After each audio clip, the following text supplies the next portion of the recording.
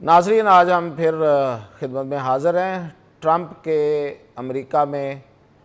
کا امریکہ کیسا ہوگا، اس کا اندازہ فوری طور پہ لگانا مشکل ہے کسی نتیجے پہ پہنچنے پہ، لیکن کچھ خط و خال نکل رہے ہیں، تو اس پہ ہی ہم ساتھ ساتھ آپ کو اپڈیٹ کرتے ہیں کہ امریکہ جو پہلے ایک متھ تھی، ایک پاور کی، ایک سپرامیسی کی، ایک سپر پاور کی، ایک سول سپر پاور آن ارتھ کی، جب سے یو ایس ایس آر جو ہے وہ بریک ڈاؤن ہوا تھا، وہ متھ اب نہ صرف ٹوٹ رہی ہے بلکہ بکھر رہی ہے، منتشر ہے، اور وہ یہ کہاں پہ جا کے رکے گا یہ سلسلہ، یہ تو خیر ابھی کہنا مشکل ہے، لیکن یہ کہ ہم اس کی ساتھ ساتھ اس کے اندازے آپ کو، اس کی جو خبر ہے وہ ساتھ ساتھ آپ کو دیتے رہیں گے تاکہ سند رہے۔ تو اس وقت ہمارے ساتھ امریکہ سے، واشنگٹن ڈی سی سے طارق مرید موجود ہیں۔ ان کی امریکہ کی اس جو کچھ ہو رہا ہے اس وقت، اتار چڑھاؤ، اس پہ بھی نظر ہے اور گہری نظر ہے۔ تو طارق سے بات کرتے ہیں کہ ٹرمپ نے، جو میں کہا کرتا ہوں کہ ٹرمپ کے ہاتھ میں اس طرح، تو انہوں نے کیا کیا اب تک کس کس چیز کی کیا کیا شکل بگاڑی ہے، کیونکہ شکل بنتی ہوئی ہمیں نظر نہیں آ رہی، بگڑتی ہوئی نظر آ رہی ہے۔ اگر اس میں سے کوئی نئی شکل بن گئی تو ہم ضرور آنیسٹلی اس کی بات کریں گے، لیکن فی الحال ہمیں شکل بگڑتی ہوئی نظر آ رہی ہے۔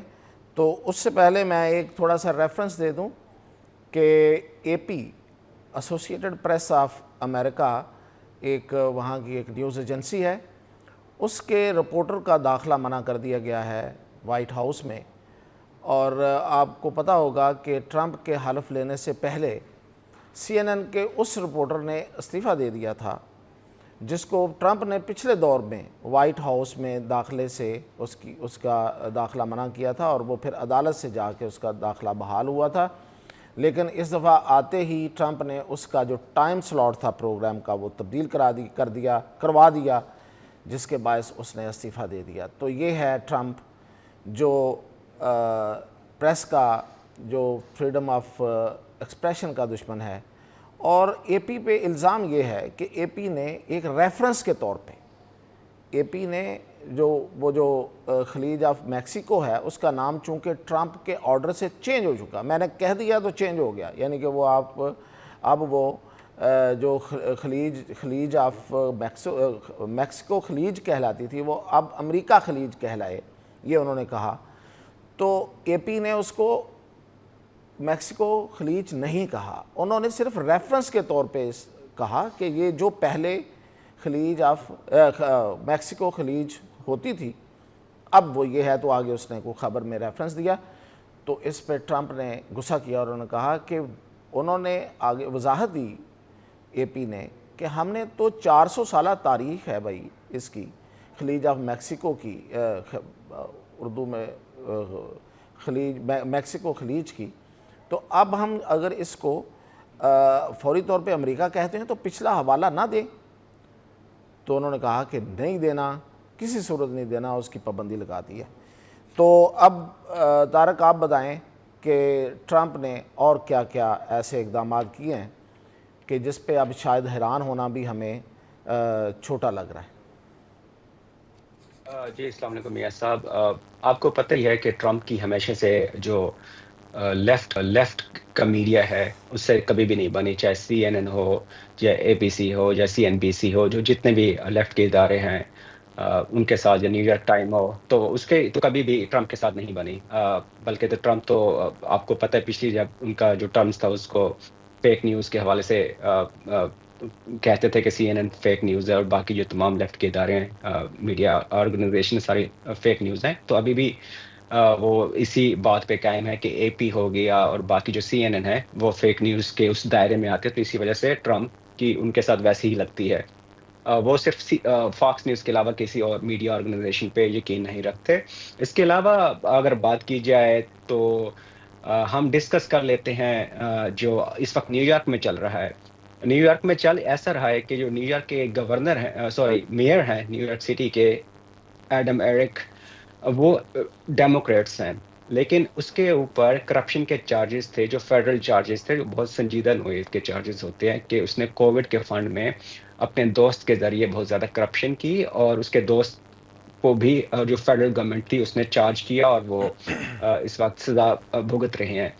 تو اب یہ ہوا کہ اس نے چالاکی یہ کہ جو میئر ہے نیو یارک کا، وہ جا کے ٹرمپ سے جا کے ملا اور کہا کہ بھئی ٹرمپ صاحب، میں آپ کی جو آئس ہے، جو انفورسمنٹ پولیس ہے، جو اور دیگر جو فیڈرل ایجنسیز ہیں امیگریشن کے کرائم گراؤنڈ کے حوالے سے جو کام کر رہی ہیں، ان کے ساتھ میں کھل کے تعاون کروں گا، جتنے بندے آپ کو چاہیے میں آپ کو حوالے کروں گا، لیکن آپ ایسا کریں کہ میرے خلاف جو چارجز ہیں وہ ڈراپ کر دیں۔ تو ٹرمپ کی جو جسٹس ڈپارٹمنٹ ہے، جو محکمہ انصاف ہے، اس نے ایسا کیا کہ اس کے جو خلاف چارجز تھے، فیڈرل چارجز تھے، وہ ڈراپ کر دیے، کل ہی کیے۔ تو اس کے بعد ایک ریئیکشن یہ آیا کہ جسٹس ڈپارٹمنٹ کے اندر جو پروسیکیوٹرز تھے، جو اس سارے ایشوز کو دیکھ رہے تھے یا شواہد اکٹھے کر رہے تھے، اور ان کے مطابق کرپشن کے ناقابل تردید شواہد تھے، وہ سارے اب استعفیٰ دے کے جا چکے ہیں۔ اب جسٹس ڈپارٹمنٹ میں ایک کیوس سا سین مچا ہوا ہے، وہاں پہ جو آپ کو پروسیکیوٹرز ہیں وہ اب کام کرنے کے لیے مل ہی نہیں رہے۔ تو یہ ایشو ہے اس کے آنے سے، ٹرمپ کے آنے سے ہوا کیا ہے نیو یارک سٹی میں، اور جو جسٹس ڈپارٹمنٹ ہے اس کے اندر کیا چل رہا ہے۔ تو یہ ساری سچویشن، اس کے علاوہ بھی جو اگر ہم بات کریں، جو اوورآل جو امیگریشن کی جو کریک ڈاؤنز چل رہے ہیں وہ اس وقت پیک پہ ہیں۔ تو انہوں نے ایک نیا فارمولہ ٹرمپ انتظامیہ نے یہ نکالا کہ اگر ہم روزانہ فلائٹس لے کے ان امیگرینٹس کو ان کے اپنے ملکوں میں چھوڑیں گے تو ٹائم لگے گا۔ تو انہوں نے ایک معاہدہ کیا ہے پاناما کے ساتھ کہ امیگرینٹس جتنے بھی ہیں، چاہے وہ جس ملک کے بھی ہیں، پاکستانیز ہیں، انڈینز ہیں، میکسیکو کے ہیں، وہ اٹھا کے ایک جہاز میں بٹھاتے ہیں اور ان کو پاناما چھوڑ کے آ رہے ہیں۔ تو پاناما پھر بعد میں ان کو ان کے اپنے ملکوں میں ڈیپورٹ کرے گا۔ تو اس سے یہ ہوگا کہ جو ان کی ایفیشنسی ہے، جو روزانہ امیگریشن جو انلیگل امیگرینٹس ہیں ان کو ڈیپورٹ کرنے کی، وہ 3-4 گنا بڑھ جائے گی۔ تو اس وقت تو امریکہ میں صورتحال ایسی ہی چل رہی ہے کچھ۔ جی ٹھیک ہے، آپ وہ مختصراً وہ بھی بتائیے جو اٹامک پروگرام کے لوگوں کو جو انہوں نے لے آف کیا ہے۔ جی بالکل، اس وقت بڑے لیول پہ ایک لے آف چل رہا ہے وفاقی حکومت میں، اور یہ امریکہ کی تاریخ میں پہلی دفعہ ہوا ہے کہ جو فیڈرل جابز ہیں وہ لے آف ہو رہی ہیں، امپلائز کو لے آف کیا جا رہا ہے۔ جس علاقے میں موجود ہوں، ورجینیا، اور یہ ڈی سی کا علاقہ کہلاتا ہے ڈی ایم وی، کیونکہ یہاں پہ فیڈرل امپلائز کی اکثریت ہے، تو اس علاقے میں جو پراپرٹیز کی قیمتیں ہیں، گھروں کی قیمتیں، وہ مہنگی رہتی ہیں، کیونکہ یہاں پہ فیڈرل امپلائز رہتے ہیں۔ فیڈرل امپلائز کا مطلب یہ ہے کہ اسٹیبل انکم، کے لوگوں کو یقین ہے کہ تنخواہ ملنی ہے۔ جو باقی ٹیک کی کمپنی وہاں لے آف چلتا ہے، یہاں نہیں چلتا۔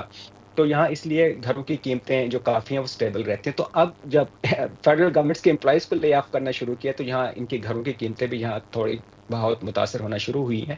تو بتایا یہ جا رہا ہے کہ 2 لاکھ کے جو قریب جو فیڈرل امپلائیز ہے اس کو اس نے فارغ کرنا ہے، اور اس میں فوج کے اندر بھی لوگ ہیں جن کو فارغ کرنے جا رہے ہیں، لے آف کرنے جا رہے ہیں۔ اس کے علاوہ جو آپ نے جس طرح ذکر کیا، جو ان کا جو نیوکلیئر پروگرام ہے، جو ایٹم بم کا ادارہ ہے، جو اس کی نگرانی کر رہا ہے، جو اس کی پروڈکشن میں کام کر رہے ہیں، ان کے جو فیڈرل امپلائیز تھے ان کو بھی لے آف کیا اس نے ٹرمپ کے آنے کے بعد۔ تو صورتحال امریکہ میں ملازمین کے لیے بھی اس وقت گمبھیر ہے، اور باقی جو انلیگل امیگرینٹس ہیں ان لوگوں کے لیے بھی بہت گمبھیر ہے۔ اچھا جی، اب ہم بات کرتے ہیں مودی کے دورے کی، اور مودی کے دورے سے پہلے ایک to keep the record straight, ایک بات میں ایک تھوڑا ہسٹورک فیکٹ جو ہے اس پہ میں بات کرنا چاہ رہا ہوں، وہ یہ ہے کہ مودی امریکہ کے دورے سے پہلے فرانس گئے ہیں، اور وہاں پہ ان کے صدر نے ان کو ایک قبرستان کا دورہ کرایا، اور اس میں انہوں نے دورہ کراتے ہوئے کہا کہ 1 لاکھ سے زائد انڈین جو تھے وہ فرانس کی حفاظت کے لیے 1914 کی جنگ میں وہ مارے گئے، انہوں نے جان دی، اور ان کو وہ خراج تحسین پیش کر رہے تھے۔ تو اس میں ہم یہ بات بتانا ضروری ہے کہ یہ جو انہوں نے 1 لاکھ انڈین کا ذکر کیا ہے اور مودی وہاں کھڑے تھے، تو یہ بتانا ضروری ہے کہ یہ جو 1 لاکھ تھے یہ کون تھے اور یہ کہاں سے آئے تھے۔ پہلی بات تو یہ ہے کہ جو برٹش فوج یہاں ہوتی تھی 19ویں صدی کے اخیر تک، تو ایک وہاں پہ کنسیپٹ تھا، وہ تھا مارشل ریسز کا، اور اس میں زیادہ تر فوجی انڈیا کے ساؤتھ سے لیے جاتے تھے۔ لیکن جب یہ جنگ شروع ہوئی تو اس وقت ان کی یہ کیلکولیشن آئی سامنے یہ جو ہم پہ قبضہ کیے ہوئے تھے برطانیہ والے اور فرانس والے، کہ اب ہارڈیئر لوگوں کی ضرورت ہے، مارشل لوگوں کی ضرورت نہیں ہے، یعنی کہ سخت جان لوگوں کی ضرورت ہے. تو اس کے لیے پھر انہوں نے کون سے حصے چنے تھے؟ وہ تھا پنجاب، اور وہ تھا پشتون، وہ تھا ملتان، اور وہ تھا کشمیر. تو یہ ان لوگوں سے، ان کی فوج کا جو بیشتر حصہ تھا، جو وہاں پہ جن کا یہ ریفرنس دے رہے ہیں، اور مودی وہاں کھڑے ہو کے کوئی بڑا پراؤڈ فیل کر رہا ہے، اور لیکن یہ سارے کے سارے یہاں کے لوگ تھے. اس میں تھوڑی سی اگر میں آپ کو ڈیٹیل بتاؤں تو وہ یہ تھے کہ آدھے پنجاب سے تھے، اس میں ہاف آف دا آرمی جو اس وقت تھی وہ پنجاب سے تھی. ایک بڑا 6 اس میں پٹھان اور گورکھا تھے، اور تیسرا حصہ جو تھے وہ باقی ہندوستان سے لیے تھے. تو جو وہاں پہ جنہوں نے، اور اس کی اگر ثبوت کے طور پہ بتایا جائے تو 13 آبادی جو پاکستان میں ہے اس وقت وہاں، تو اس میں اس سے ایک بیر دست آفریدی تھے جن کو وکٹوریا کراس ملا تھا، اور دوسرا بندہ جس کو وکٹوریا کراس ملا تھا وہ چکوال سے خداداد خان تھے. تو اس طرح اگر یہ اس کا بہت لمبی ڈیٹیل میرے پاس ہے، لیکن یہ بہت ٹائم لگ جائے گا اور بورنگ ہو جائے گا، لیکن میں مختصراً بتا دوں کہ اس میں جو جن لوگوں نے پرفارمنس دی، جو لوگ وہاں شامل تھے، جنہوں نے جا کے جانیں دیں اپنی، ان میں میں نے جیسے بتایا کہ پنجابی بڑی تعداد میں تھے، سکھ بھی تھے، مسلمان بھی تھے، اور سکھوں سے زیادہ مسلمان تھے، اور سکھ دوسرے نمبر پہ تھے. اس کے بعد پٹھان تھے، اور پھر اس میں ملتان کے لوگ یہ تھے، اور بھوپال سے ایک کمپنی تھی جس کو انہوں نے کہا کہ سب سے پور پرفارمنس اس کمپنی کی تھی، اس ریجمنٹ کی تھی جو بھوپال سے، جو اس وقت مدھیہ پردیش ہے، اس کو کہا گیا تھا. تو یہ اس چیز کو مد نظر رکھا جانا چاہیے. اگر ہم مختصراً اس پہ بات کریں، اس کا کنکلوژن نکالیں، تو وہ کچھ یوں بنتا ہے کہ یہ جو ورلڈ وار 2 ہے، اس میں سب سے بڑا حصہ جو ہے جو ہمارے فوجیوں کا تھا وہ پنجاب سے تھا، اور اس کے بعد جا کے یہ پٹھانوں کا اور باقیوں کا بنتا ہے. تو اس لیے مودی اس کا کریڈٹ نہ لے تو زیادہ بہتر ہے. یہ کریڈٹ بنتا یہ نہیں بنتا، یہ ایک علیحدہ بحث ہے، لیکن ان لوگوں نے جانیں دی ہیں، اور اس جنگ میں گو کہ فرانس اور برطانیہ جو یہ بلاک تھا اس کو نقصان ہی اٹھانا پڑا تھا، لیکن ان کی حفاظت میں ان لوگوں کا ایک رول ہے. اور جس پہ یقین رکھتا ہے، جن اپنی ہندتوا والی سوچ پہ مودی، وہ اس میں نہیں ہے. تو اب آگے بڑھتے ہیں. بتائیے طارق مرید کہ مودی کا دورہ کیسا رہا؟ مودی کا دورہ میں کیا کہہ سکتا ہوں، لیکن مجھے جو لگ رہا ہے کہ وہ کیا کہتے ہیں کہ لینے کے دینے پڑ گئے مودی کو اس دفعہ. مودی یقین نہیں کر رہا تھا کہ جو ٹیرفز جو لگائے ہیں مودی پہ، جو وہاں پہ بہت زیادہ شور مچا ہوا ہے اس وقت بھارت میں. میں آپ کو تھوڑے سے ایک نمبرز بتا دیتا ہوں، اس سے آپ خود اندازہ لگا لیجیے گا کہ مودی کیا لے کے گیا اور کیا دے کے گیا ہے. تو جو لے کے گیا ہے جی، وہ وعدے لے کے گیا ہے کہ ہم F-35 کی دینے کے لیے راہ ہموار کریں گے. تو وہاں ابھی بات چیت شروع ہوگی. کوئی امریکہ نے اعلان نہیں کیا کہ ہم دینے جا رہے ہیں، تو ایک وہاں کوئی باقاعدہ بات چیت کا ایک انہوں نے راستہ نکالنے کی بات کی ہے. اور وہ بھی اس شرط پہ کہ پہلے امریکہ سے بھارت دیگر جو دفاعی ساز و سامان ہے اربوں ڈالر کا وہ خریدے گا، تو پھر وہ سیکنڈ فیز میں یا تھرڈ فیز میں امریکہ F-35 پہ غور کرے گا. ایک تو یہ ہو گیا. تو یہ بقول امریکہ سے کچھ لے کے گیا ہے، جو اپنی آڈینس کے لیے جو دے کے گیا ہے نا، وہ حیران کن یہ ہے کہ اربوں ڈالر جو ہے امریکہ، جو انڈیا ہے اب زر مبادلہ کے صورت میں امریکہ کو ادا کرے گا. وہ ایسے کہ وائٹ ہاؤس نے 2 نمبرز جاری کیے ہیں. وہ حیران کن نمبر یہ ہے کہ وائٹ ہاؤس کے مطابق جو امریکہ درآمدات ہے امریکہ کی باہر کے پروڈکٹس کے اوپر، وہ صرف 5% ایگریکلچر کے اوپر میں بات کروں، 5% ٹیرف سے 5% ٹیکس دیتا ہے. اور جو چیزیں امریکہ سے باہر جاتی ہیں وہ اس پہ بھارت لگاتا ہے 39% ٹیکس. اور اب بھارت کو آپ 39% ٹیکس ہی دینا پڑے گا، جو اربوں ڈالر بنے گا. ایک اور اگزامپل انہوں نے یہ دی ہے کہ موٹر سائیکل جو انڈیا جو ہے وہ انڈیا جو ہے وہ امریکہ سے امپورٹ کرتا ہے تو اس پہ وہ ٹیرف لگاتا ہے 100%. اور جو موٹر سائیکل باہر اپنے بنائے ہوئے امریکہ کو بیچتا ہے اس پہ صرف ٹیکس ہے 2.4%. تو اب اس پہ تقریباً 88.6% جو ہے ٹیکس لگنے جا رہا ہے اور یہ اربوں ڈالر بنے گے. تو اس سے امریکہ جو بھارت کی اکانومی ہے وہ ڈیفینیٹلی بہت زیادہ متاثر ہوگی. ایک تو یہ ہو گیا. اور دوسرا جو سب سے اہم بات ہے وہ یہ ہے کہ اب ٹرمپ نے فورس کیا ہے مودی کو کہ آپ نے جو آئل اور گیس ہے وہ اب ہم سے خریدنی ہے. جس طرح پہلے وہ روس سے سستی خرید رہا تھا، ایران سے خرید رہا تھا، ان سے تو یقینی طور پہ خریدے گا، لیکن اب جو گیس ہے اور جو آئل ہے وہ اب ٹرمپ نے یہ فورس کیا، جو مودی نے یقین دہانی بھی کرا دیا کہ اربوں ڈالر کی وہ اب امریکہ سے خریدے گا اور یقینی طور پر اس کی جو کاسٹ ہوگی شپنگ کی وہ بھارت کو ادا کرنی پڑے گی. اس کے اوپر جو ٹیکس ہوگا وہ ادا کرنا پڑے گا. تو اس وقت جو سچویشن تو یہی ہوئی کہ بھارت کو جب اس نے میٹنگ جو مشترکہ پریس کانفرنس تھی اسی دوران اس نے کہا کہ یہ ٹیرف کہیں گے. اس کا مطلب یہ تھا کہ یہ ٹیرف اس کو لگانے تو آتے ہیں لیکن دینے نہیں آتے، تو اب میں اسے ٹیرف وصول کروں گا. ایک چیز مزے کی چیز میں آپ کو میاں صاحب بتاتا چلو، کیونکہ میں اس پریس کانفرنس کو بہت قریب سے دیکھ رہا تھا. بھارتی جو صحافی ہیں ان کی ایک عادت ہے کہ وہ ایک سوال پھینکتے ہیں اور کوشش یہ کرتے ہیں کہ اس کے اوپر کوئی جواب ایسا آئے گا جو بھارت کے مفاد میں آئے گا.